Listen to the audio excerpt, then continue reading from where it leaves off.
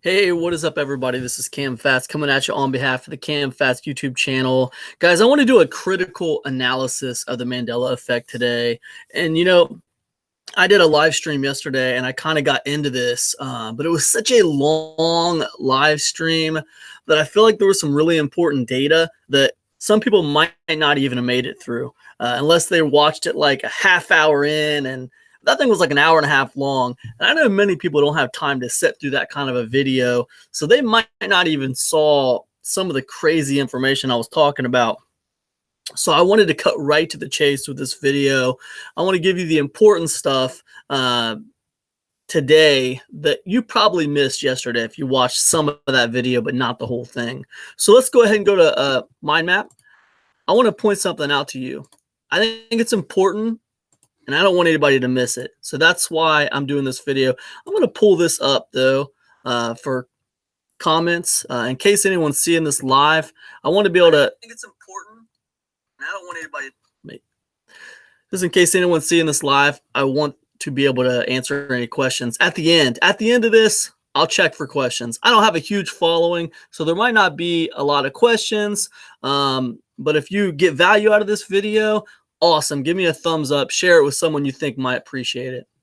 So got a little mind map here, and we're going to go through this. It's not going to take too long. This is a critical analysis of the Mandela effect. Okay. Why am I doing this video? Okay. Look, recently I discovered some analytical data related to the Mandela effect that I found pretty shocking, and I wanted to pose a question to you. We're going to get into what that question is in a second. Okay. Now, the fact is, there are several main theories as to why the Mandela effect is happening. There's several main theories, right? What I've found is that most people latch really heavily onto one of those theories. Most people latch really heavily onto one thing and they go with that, right? The problem is, that theory then becomes a belief for them. And guys, beliefs are powerful and they can be dangerous because they generally defy evidence or proof. And what I mean by that is once someone just believes something with their heart, then it doesn't matter what kind of proof you put in front of them. It doesn't matter what kind of truth you show them. They still want to tend to believe what they believe. So I just think it's important for all of us, in this Mandela effect community to keep our minds open to what we're seeing and not just like believe something wholeheartedly that we truly do not know. Don't assume that it's the end of days. Don't assume that, CERN is playing with a time machine or black holes or whatever, unless we really know that's what's happening. I think there's a danger in just believing something. I mean, me personally, I like looking at the facts. I like looking at the data, and I like to see what kind of story the data is trying to tell me. Okay, that's what I like to do. I don't like to just go too far down one path without knowing for sure that that is happening. That is absolutely happening. And with this Mandela effect, it's hard to know exactly what is happening. So whenever I find really important data, I want to show you guys. And the data I found today, I feel like is very, very important. So we're going to get into what that is. Okay. So anyways, now, like I said, I asked you guys, I want to ask you to pull back from what you might think is happening when it comes to the Mandela effect and approach this data that I'm going to show you with an open mind. Okay. Please approach it with an open mind instead of, resorting to what you believe is happening. Look at the data I'm going to show you and honestly ask yourself how that makes sense, okay? And does it align with your theory? Okay, I want to remind everybody about Occam's razor for a second. Occam's razor is the problem-solving principle that essentially states that simpler solutions are more likely to be correct than complex ones, right? And the reason it's not, that's kind of a dumbed down definition, honestly. Occam's razor honestly states that the solution where you have to make the fewest number of assumptions is more likely to be correct, right? It's not more simpler solutions. It's the solution where you have to make the fewest assumptions, right? And that's very important. I shouldn't even use that particular definition, because the truth is Occam's razor states that the theory in which you have to use the fewest assumptions is probably most likely to be correct. The more assumptions you have to use, the more variables you introduce into the equation, and the more likely that it's going to be wrong. So when we think about some of the theories surrounding the Mandela effect, be honest with yourself and ask yourself, how many assumptions do you have to make that theory? You know, and if I'm being honest with you, until this data that I found yesterday, my biggest theory that I was thinking what might possibly be happening was CERN. You know, and I felt like it had something to do with space time and, you know, micro black holes and stuff like that. And to be honest, you know, I have to make quite a bit of assumptions to make that theory. You know, I have to assume quite a bit is happening. There's a lot of speculation going on there. And if I'm going to just be honest about it, right? And you know, I think all the Christians out there who are saying it's the end of days and we're at the end of times right now and that it's the great delusion, I think that if you're being honest with yourself, you too have to make a lot of assumptions to assume that. Because, you know, God says none of us shall know when the end of days is. Not even Jesus knows when the end of days is. Only God, not Jesus, not the angels. Only God himself knows when the end of days is. So for that theory to be happening, I mean, you have to be honest and say, well, I'm making some assumptions. So anyways, I don't want to harp on that too much, though. Okay, look, people remembering something wrong is a simple explanation, okay? However, millions of people remembering the same exact thing wrong in exactly the same way is not explained by this simple explanation. You know, people always say, "Oh, you're going to quote Occam's razor, and then you're going to go into these crazy theories about the Mandela effect." That's ironic. Well, yeah. Well, here's the thing. You know, people remembering something wrong is fine. That's a simple explanation. But a bunch of people, millions of people, remembering the exact same thing wrong in the exact same way, that's not an easy explanation. That doesn't make any sense. Just everybody remembered something the exact same way wrong. That blows that explanation of the Mandela effect just being a bunch of people remembering something wrong out of the water. Okay, that doesn't make sense that everybody's remembering it wrong in the exact same way. Now, I've heard the explanations. I know what people are saying. Oh, well, they're leading each other. You know, they're leading each other on. You know, it's like this person hears this and then he's like, yeah, I remember it that way too, blah, blah, blah. Right. You're having to make assumptions when you start doing that. Right. So now we remember Occam's razor. You know, the theory with the least number of assumptions has a much higher likelihood of being correct because there's less assumptions. It's dealing with more facts. Right. And that's how Occam's razor works. So anyways, most theories on the Mandela effect, they revolve around alternate realities, extra dimensions, a multiverse requiring massive, unprovable, unsupportable assumptions about reality and physics, right? Now, we can speculate, guys, but proving it is beyond most of us. And trust me, I have tried. I have poured over this research hours and hours and hours trying to prove things. I have read scientific journal documents that I barely understood, trying to prove things. But the truth is, you know, much of this is unprovable. It's unsupportable assumption, right? So that's true, all right? Now, look, there are other possibilities that are not only possible, but data suggests are probable when it comes to why the Mandela effect might be happening and what is causing it. All right. Theories that align with the principle of Occam's razor. Okay. And that's what I want to talk to you about today.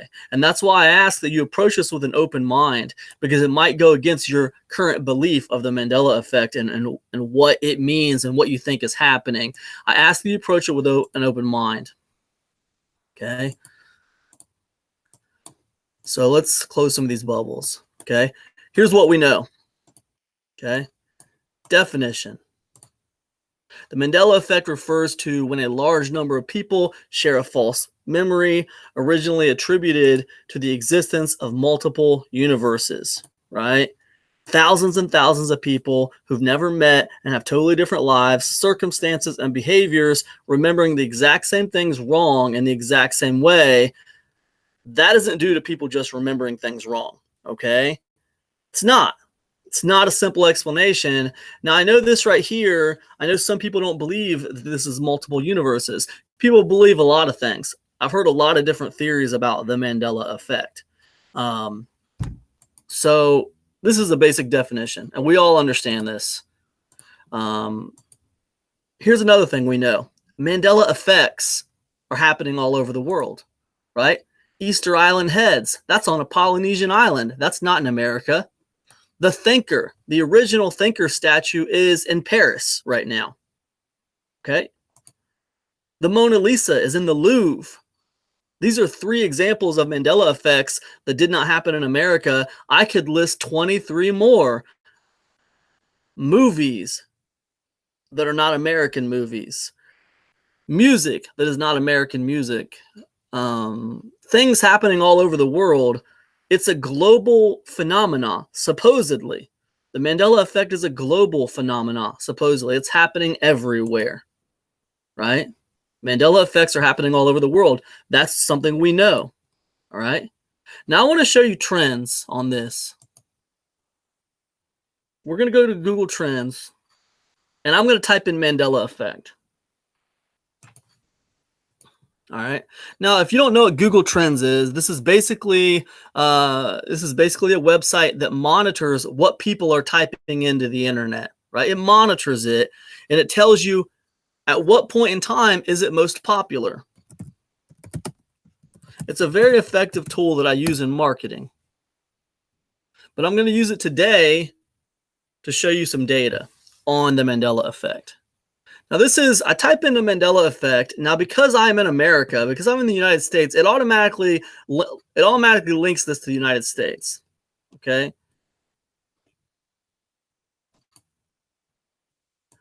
I wrote that wrong. Sorry, guys. Ah, shoot. I did it again. Mandela effect. There you go. Sorry, guys. So because I'm in the United States, it automatically links this to the United States, but we're going to change that. Let's let this thing load up. Okay, we're going to change that. I'm going to change 2 things. I'm going to change the amount of time. I don't want the past 12 months.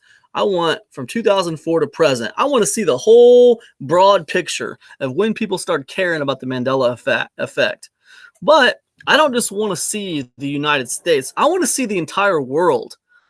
Because as I just showed you guys, the Mandela effect is happening everywhere. It's a global phenomenon.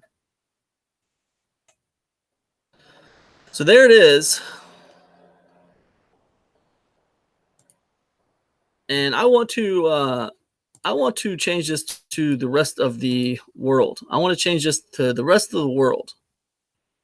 Worldwide. That's worldwide. But where is it at? Look, here's interest by region right here. Why is it that all the interest for Mandela effect is only in America and a few, this is Canada, this is South Africa, which is basically Cape Town, and this is Australia and New Zealand. Why is it that the Mandela effect is only people who are interested in this are people in America and people who are heavily influenced by Western culture? Canada, New Zealand, South Africa, Australia. Why is it that only we are searching for the Mandela effect? Why aren't people in Russia searching for the Mandela effect? Very, very little interest in Russia. Brazil. Nobody seems to care about the Mandela effect too much in Brazil. Very, very small amount of interest in these other countries. But in America, it's a hotbed. It's very popular in America. Why? Why would that be? That's interesting, isn't it? We have a global phenomena that's affecting the Thinker in Paris. It's affecting the Mona Lisa and the Louvre. You know, It's affecting Easter Island. It's affecting, I could go on and on and on. I listed those three, but it's affecting all kinds of stuff everywhere. Why is it only we care about it? That's very strange. And it points to something. It points to something. And it doesn't point to the end of days. And it doesn't point to, that's another thing, CERN is not in America. CERN is not in America. It's weird. Why wouldn't the people right next to CERN be interested in CERN and be concerned with things CERN are doing? No, it's only us over here. We're the ones who are worried about everything. It's interesting. So that's the trends. Those are facts. That's who's interested in the Mandela effect, Americans.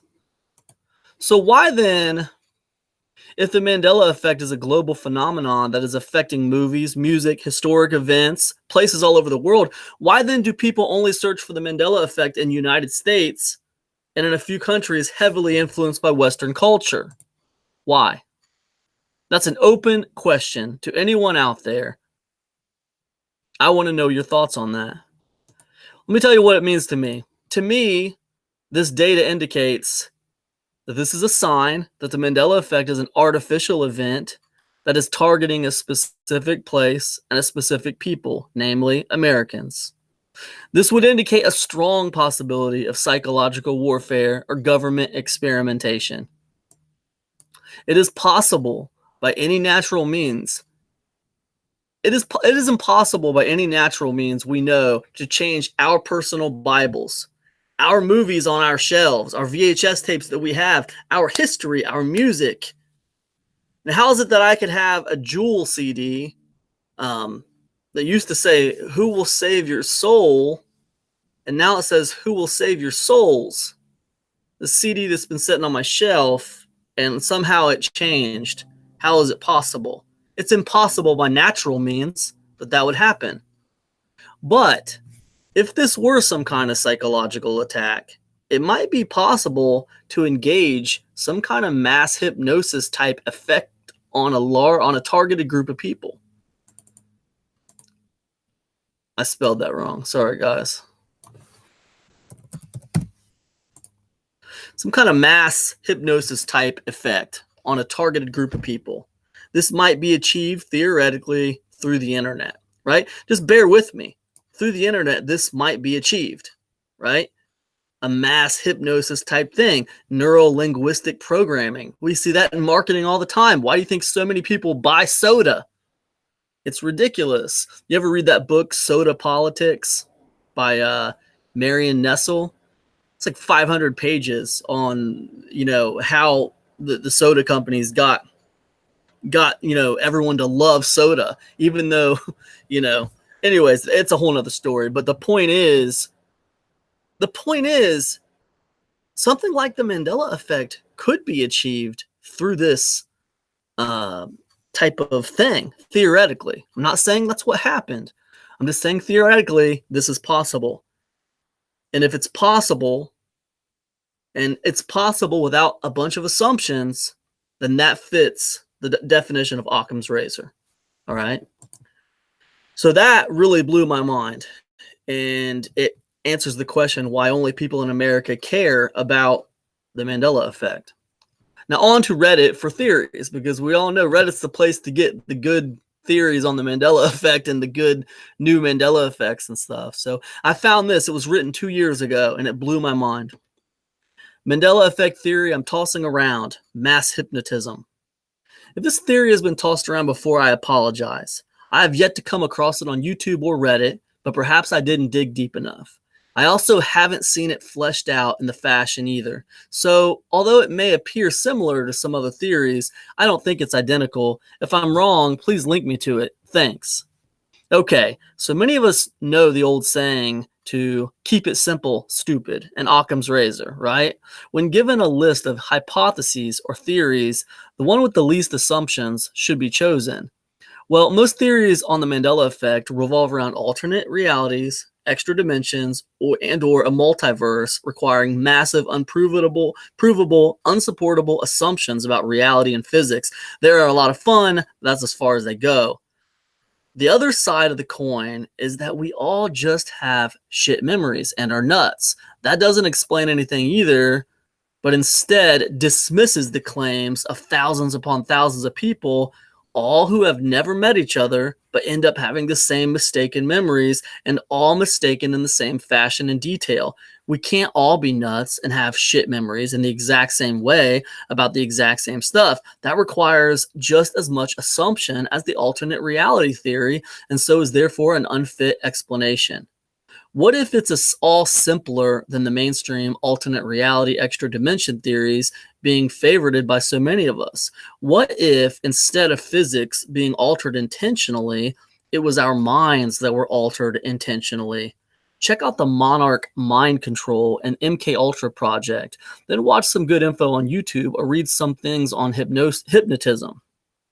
Now, my theory is very simple, based on provable, supportable assumptions that come from the Monarch mind control tests and the MK Ultra project, as well as hypnotism itself. Guys, I do want to point one thing out here. The Monarch mind control tests and the MK Ultra project are real. They are not fiction. They are not a conspiracy theory. They are real things that happened and could possibly continue to be happening in some way, shape, or form.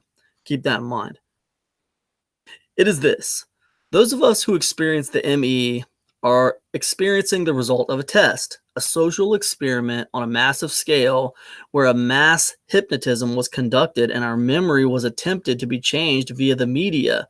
The media being the only place a massive test could be conducted without the approval or knowledge of the masses, and where a large sample base could be tested fairly accurately via music, TV, movies, or the news. Those of us who experience the ME were affected successfully, even though we know something is up. Those who don't experience the ME were either not exposed to the hypnotism, are not susceptible to its effects, or were the most successful victims. Their memories were altered to the point that they have recollection of the original. The premise of this theory rests on the fact that nothing in the world has changed whatsoever, and that hypnotic mind control effectively alters solid memories of something and cause the victim to remember something different entirely. Chick-fil-A has always had a K, Snow White has always said magic mirror, and Australia was always that close to New Zealand. However, the hypnotism attempted to get us to believe that those things were once different through suggestive manipulation during the hypnotism, effectively changing how we remember them, while the objects themselves never changed. So in effect, it really is our memory that is faulty. However, it explains all the crazy caveats to the Mandela effect that throws people for loops. How do so many people remember the same thing incorrectly in the same incorrect way? Mass hypnotism explains this perfectly, since we would have all been hypnotized in the same way. Why is it all on simple things like people's names, names of brands, logos, religious texts, and movie quotes, yet nothing serious like who the president is? And all along these same lines, why is it always with popular things that everyone has a chance to agree or disagree on, rather than specific circumstances in our own personal lives, like our own names, birthdays, or where we work? Mass hypnotism, mind control explains these perfectly as well. It's only on non-serious things because perhaps they're only testing it for effectiveness right now. And it's only on popular things because conducting mass hypnotism on personal information is not possible by definition, whereas singular hypnotism on personal issues has been proven over and over. See referenced mind control experiments above to be effective on things like employment, name, birthday, children names, etc. This, for me, explains what is going on far better than anything else I've come across. It explains the two main caveats of the ME with no assumption whatsoever, other than to believe that the media is controlled by people who want to control us, which is hardly an assumption at all when one takes the time to check into it. What say ye fellow Mandelians? One way to test this theory would be to find people who intentionally avoid the media in all facets and see if any of them experience this effect whatsoever. If even one of them experiences ME without indulging in media, then the theory would be bust completely. However, no one can be found that has experienced it out of a fair sample of the population of those who don't indulge in media. Then the theory would stand strong. It's interesting, man. The theory really blew me away. And I give a lot of credence to it because as of all the theories I've seen, this is by far the most simple, most logical explanation. I'm not saying it's right. I'm just saying it fits the best. Okay, final thoughts on this, guys. I want to keep this a little shorter today. Is it possible that we who have been affected by the Mandela effect have been hypnotized in some way? Possible through the internet? Is it possible that we who have been affected by the Mandela effect are seeing things for what they truly are, and everyone else has been hypnotized in some way, possibly through the internet? Have you ever noticed that when you talk to people about the Mandela effect, many of them refuse to talk about it? They openly deny it in the face of proof, or just go out of their way to explain things that make no sense. Like if I show you something and I give you proof that it looks different than it used to be, and then you try to explain it away in ways that make no sense, I think that's strange. Guys, is that not like how someone who has been hypnotized would react if you tried to show them proof that went against what they were hypnotized to believe? If someone was hypnotized to believe something, even though it wasn't true, they were hypnotized to believe it. And then I tried to give them information that showed them the truth. Would they not behave in the same way that some people behave when we try to show them proof about the Mandela effect? Like they just deny it. They give us explanations that don't make sense. I mean, it's really bad with the Bible. If you look at some of these Bible changes, some of the explanations people try to give, it's just they backpedal. They try to give explanations that make no sense whatsoever when it comes to the Bible. It wouldn't even make sense. That's interesting. And I feel like maybe if someone was hypnotized to believe something, they would try to defend that hypnotized belief in defiance of any kind of proof or evidence. Let me get off screen share here. Give you guys my final little thoughts on this. It's interesting to me, and I find it like just crazy and disconcerting. On the one hand, if this is a true thing that could have happened, on the one hand, I guess it's better than believing that like someone's messing with the fabric of space time. I guess it's better than believing that we are at the end of days, literally, and this is the great delusion. But at the same time, it's kind of disconcerting to think that there's some kind of psychological warfare going on that's mass hypnotizing us in some way. Either us Mandela affected people are being hypnotized to believe something that's not true, or we're the only ones that it didn't take on, and everyone else is hypnotized to not see the truth that we see, that things used to be different. It's really weird. At the end of the day, though, these are just my thoughts and my opinions. I didn't make this video because I needed a record of my thoughts and opinions. I made this video because what I really care about is what you guys think. So it doesn't matter what I think. What I want to know is what you think. So let me know in the comment section if you like this video, if it's provided some value to you. Give me a thumbs up. Let me know you're out there, and I'll see you guys in the next one. Peace, everybody.